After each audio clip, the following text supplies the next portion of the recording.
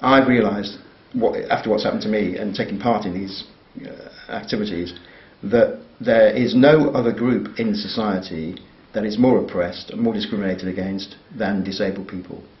I mean, I've been active on anti-racism, sexual politics, sex discrimination, all sorts of discrimination issues, but it's an undoubted factor that disabled people are the worst treated in any society.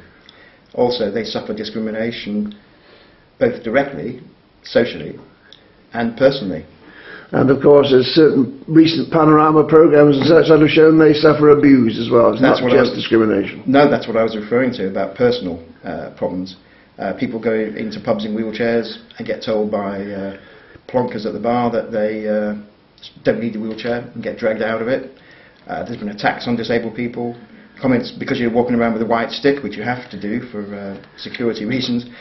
You get accused of, and obviously the government and effectively the system wants to paint us all as scroungers. There's a big move at the moment to take millions of people off incapacity and put them onto job seekers. Financially, on top of your free accommodation, your assistance with carers, what financial money in your pocket you get from the system? Yeah, well, I get well-established incapacity benefit and income support, which is my basic living amount. I mean, after all, I have paid taxes as well. This is another point. When people accuse you of being a scrounger, I have throughout my life worked and paid taxes.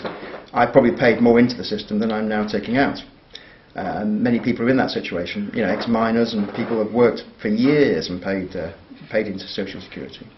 So they've got every right to claim these benefits. And I would say in Jersey as well, people have got rights to claim any benefits that exist. But I get income support and incapacity. Then on top of that, all disabled people get something called disability living allowance, which is another sizable contribution to your care costs and mobility costs. And you get DLA, disability living allowance, you get that whether you're unemployed or working. You know, if I was working, which in the future I may be able to return to work, I would still get disability living allowance to help me in my life and to get around, mobility. Blind people have just been given the mobility sector, similar to all the other disabled people. To make sure that you get what you're entitled to, who explains, because obviously being a blind person, it's not easy to read the documentation. No. Who fights for you on that score? Well, you know, the social workers themselves fight for you, and that's their job. They're not effectively, professionally, they're not really employed to defend the council. The basic remit of the social workers is to represent you as a client at case meetings and within, you know, tight budgetary constraints. So the social workers themselves are genned up and professional in their jobs. And the council itself employs somebody full-time called a welfare rights officer. And this welfare rights officer will tell you to exact penny what benefits in your situation you would be allowed to have. And there's a whole range of benefits that you can get, carers as well. And they will tell you precisely, you know, exactly. The chap I spoke to told me what I should be getting, and it was spot on. It was exactly to the penny that I was getting. And that sounds wonderful. Does it really work as well as that? It works excellent. And you know, 2 or 3 people employed there. Again, we've got to be careful that these officers are not the ones that get made redundant first, because they serve an extremely important purpose in the community. But there's a team of them at Welfare Rights, and what you can do, I've actually put my own support workers in contact with the Welfare Rights Office. Right. So, and this is quite permissible. It's not just me who gets advice from them. If my support workers are having problems with their housing benefit, or they're single mothers and they're struggling and they don't know what they should be getting or what to do next, they're able to ring this chap. You know, I give them the number. So ring this chap, he'll help you. And they help anybody. They help any citizen who's in difficulty, needs advice on benefits. They help them. So as of right, you get housing accommodation. As of right, you get benefits. And if the system's failing, you've got an officer who will fight your corner. Indeed. And this has been like the infrastructure in the UK for, you know, the welfare state infrastructure, at least since the 1970s. It's just expected. I mean, there's no great surprise about it. It's just expected. This is how the system works. And as I say, particularly because I'm up in the Labour area, I mean, Chesterfield is now fully Labour again, having flirted with the Liberal Democrats for a while. It's just accepted in Labour constituencies particularly that you just get all these basic rights. You're now in Jersey. Do you get financial assistance to get here? Is that something that's provided for? If you want to take a holiday or something like that, is that provided for? No. I paid for my own accommodation and flights. So no, it doesn't go to that extent, no. But the key thing that I would like to say is that when I was active in Jersey politics, I didn't really know what the situation was for blind and disabled people in the island.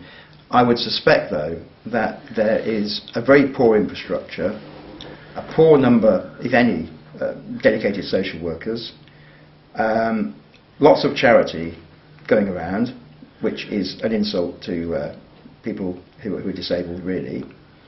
And I would imagine the benefits are not as good, not as comprehensive, not as adequate, not as simple.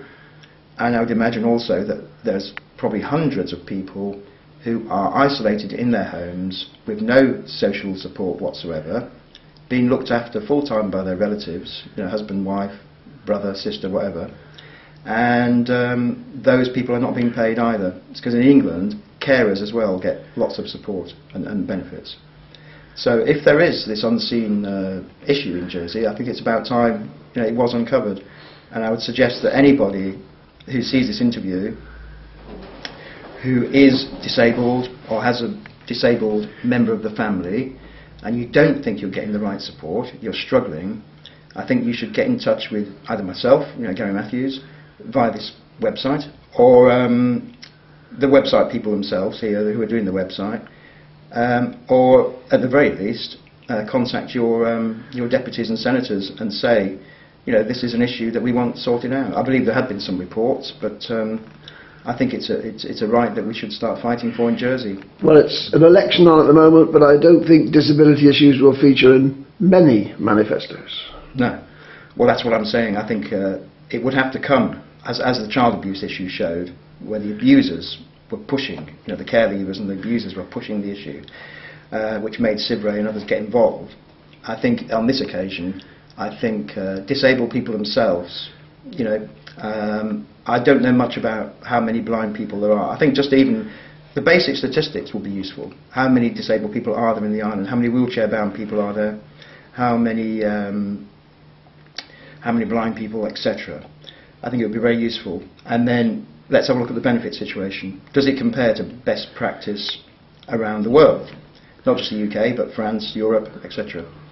I think these are important issues, starting issues. And then, as I say, if there's anybody who's frustrated, because I know from my own experience in England, there will be families who are absolutely tearing their hair out, having massive personal and family social problems, not getting any assistance, living in poverty. And, those people should, if they want help, they should, and even if there isn't the infrastructure in Jersey yet, they should ring their local deputies or contact us, and we'll start trying to get them mobilised and politically active in Jersey, get them together. I mean, there should be, for example, perhaps an umbrella pressure group that represents disabled people in Jersey. Well, from personal experience, I know these things have been tried, but in the past it's been very difficult to achieve the usual problem, getting a group together. Yeah. Very difficult. There is hope, because in Guernsey they do have a states member who is specifically tasked to deal with disability issues. So even in Guernsey, it's possible to do something to start the thing. Well, certainly that will be a move. That's something that our sympathetic deputies could look into. Is maybe a question in the States to ask whether anybody in the what would be the department now? Social care or routier? Is it? It could be under planning. It could be under social security. It could be under the health department. It could be under one of many departments. Health and social care or something. But, give a states member specific ministerial responsibility for disabled issues, or perhaps to broaden the debate, discrimination issues maybe. Well. Thank you very much indeed. Yeah, can I just say one further thing? Yes. The other thing to stress is that there is a legal infrastructure in the UK backing all this up. Recently, as you will probably know, there's been human rights legislation passed through Parliament, all of which protects disabled people. But more importantly than that, there's been the Disability Discrimination Act.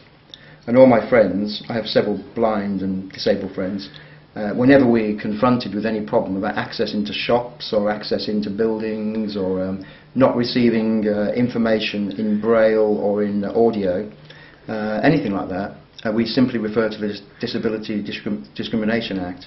And these companies and these councils jump straight away and you immediately get your brochure on tape, or you will get your information in a... The Disability Discrimination Act says that all councils and private companies must make reasonable efforts in terms of access and dealing with disabled people. So that's important. Jersey doesn't have that legislative framework, and that's something else that needs to be looked at. And has no intentions of signing up to the United Nations Convention on the Rights of Disabled People. It's not even on the horizon. So that's how far behind we are. Right. Thank you, Gary. Okay, thanks.